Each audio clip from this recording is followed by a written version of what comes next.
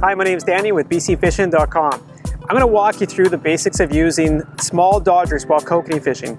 Now, a lot of people tend to use the traditional lake troll gear like Will Leafs, Ford Fenders, and gang trolls, and that's fine. I mean, does it work? Absolutely, but there is a time and place for this.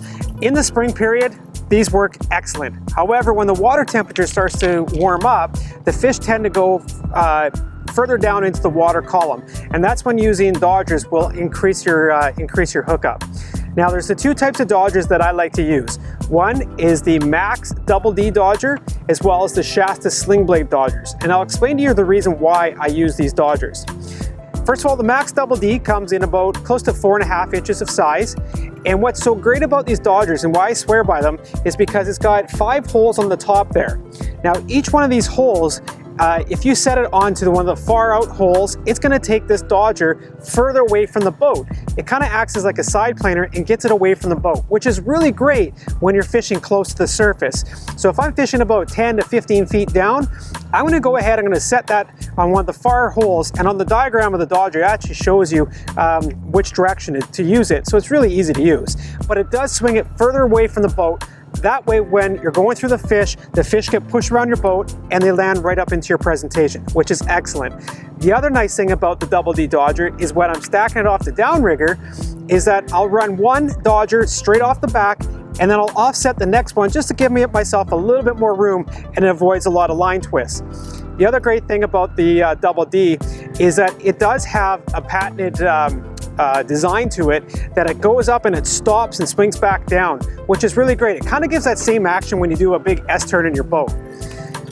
Now, the Shasta Sling Blade Dodger, there's two sizes I use of these ones. There's a 5.5 inch and then there's a 4.5 inch Dodger. Really, it depends on what the fish want or to what size you're going to use. What's great about the Shasta Sling Blade Dodger is that it's made from stainless steel and it's tunable. So as you can see, it's kind of flat like that. Now, that's great for when I want to fish anywhere, 1.8 to 2 miles an hour.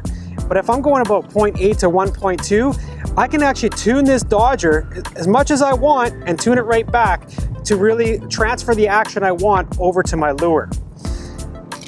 Now, a lot of people do ask, how do we actually run the leader? How far of a leader do we run off the dodgers? Well, there is a quick, simple formula that you can use, and it does depend on what type of lure that you're using. And really, it comes down to there's two types of lures that you're going to be using for kokanee fishing. One that doesn't have its own action, like side-to-side action, like a cha-cha, hoochie, or a squid, and as well as a spinner.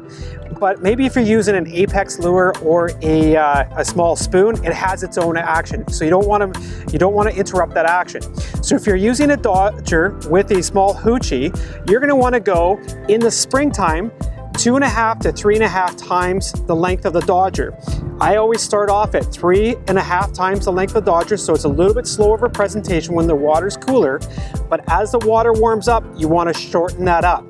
Today, we're in about the middle of June. I'm running 2 times the length of the dodger. So in the summer periods and late spring, I run 2 to 2.5 times the length of the dodger. Now that's on a lure that doesn't have its own side-to-side action.